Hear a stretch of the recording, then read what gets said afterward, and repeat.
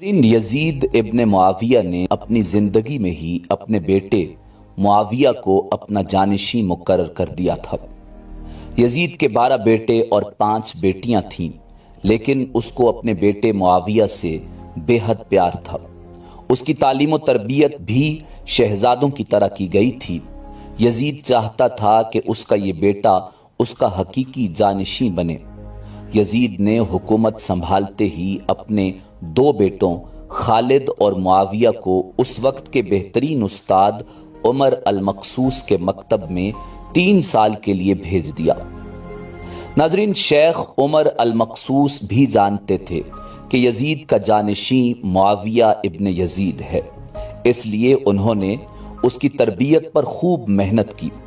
जब वाक़या करबला पेश आया तो शेख अल-मकसूस को बहुत तकलीफ पहुंची, चूंकि आपका दिल मोहब्बत अहले बैत से सरशार था और आप रसूलुल्लाह सल्लल्लाहु अलैहि वसल्लम के ख़ानदान से मोहब्बत फरमाते थे।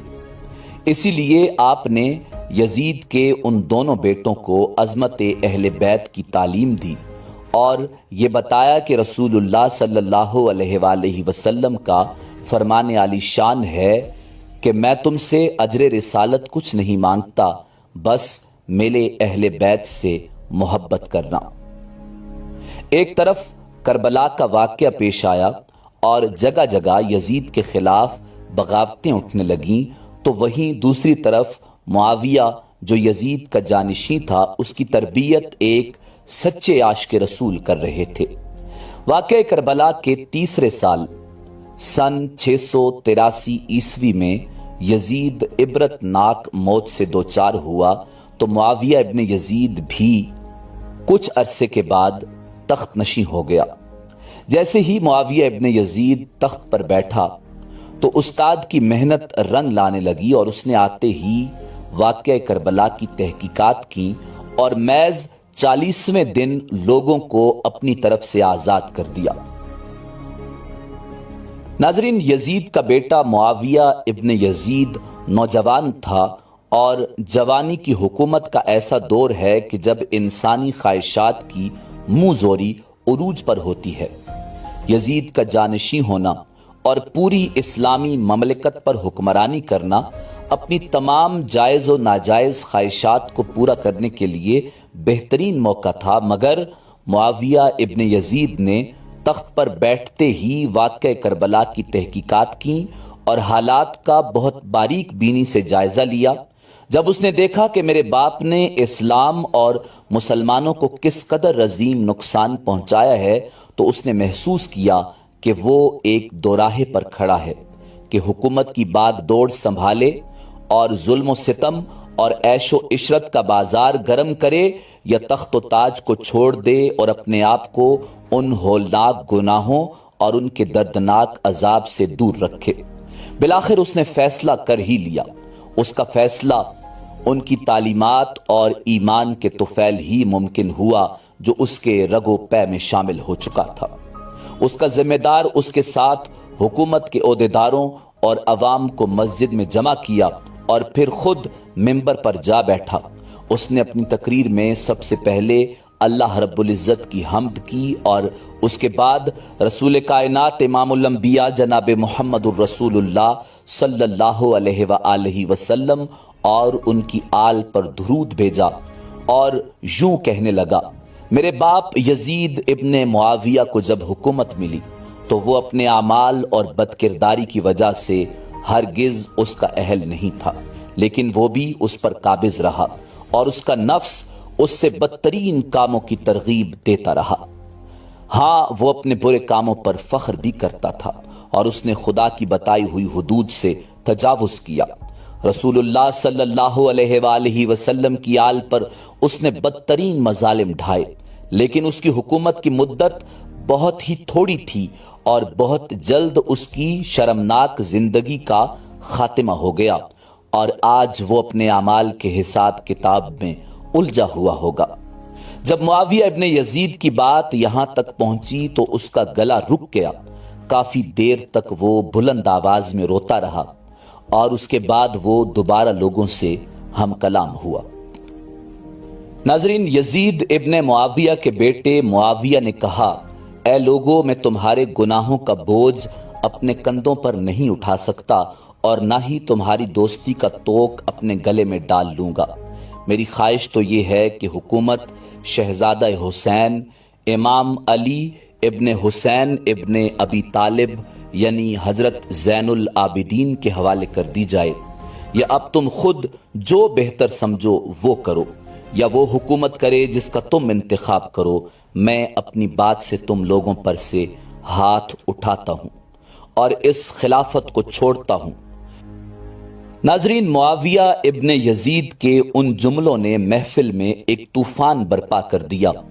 یوں یزید کے بیٹے معاویہ ابن یزید نے حکومت کرنے سے انکار کر دیا۔ اس کے بعد بنو امیہ نے اموی شہزادے مروان ابن حکم کے ہاتھ پر بیعت کر لی اور اسے تخت پر بٹھا دیا۔ مروان نے اپنا دارالحکومت مستقل طور پر دمشق منتقل کر دیا۔ بنو امیہ نے شیخ عمر المقصوص کو زندہ درگور کر دیا کہ تم نے کیوں یزید کے بیٹے کی ایسی تربیت کی کہ اس نے بھرے دربار میں بنو امیہ کو رسوا کر دیا۔ چنانچہ اس کے بعد چند دن کے بعد ہی معاویہ ابن یزید کو زہر دے دیا گیا۔ ناظرین، 685 عیسوی تک مروان بن حکم نے حکومت کی۔ اس کے مرنے کے بعد مروان کے بیٹے عبد الملک بن مروان نے 685 سے 705 عیسوی تک ایک طویل عرصہ حکومت کی۔ پھر 705 عیسوی سے 715 عیسوی تک عبد الملک کے بیٹے ولید ابن عبد الملک نے حکومت کی۔ اسی کے دور میں سندھ، اندلس اور دیگر بہت سی ریاستیں فتح ہوئی تھیں۔ اسی کے دور میں شہزادہ حضرت امام زین العابدین کو بھی زہر دیا گیا تھا۔ 715 سے 717 تک ولید بن عبد الملک کے بھائی سلیمان بن عبد الملک نے حکومت کی اور 770 میں عمر بن عبد العزیز معجزانہ طور پر تخت نشین ہوئے، لیکن ان کو بھی زہر دے دیا گیا۔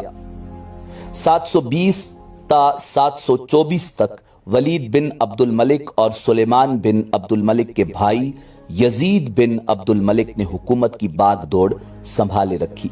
اس کے بعد ہشام بن عبد الملک، ولید بن یزید بن ولید، ابراہیم بن ولید اور مروان بن محمد بن ترتیب کی حکومت رہی۔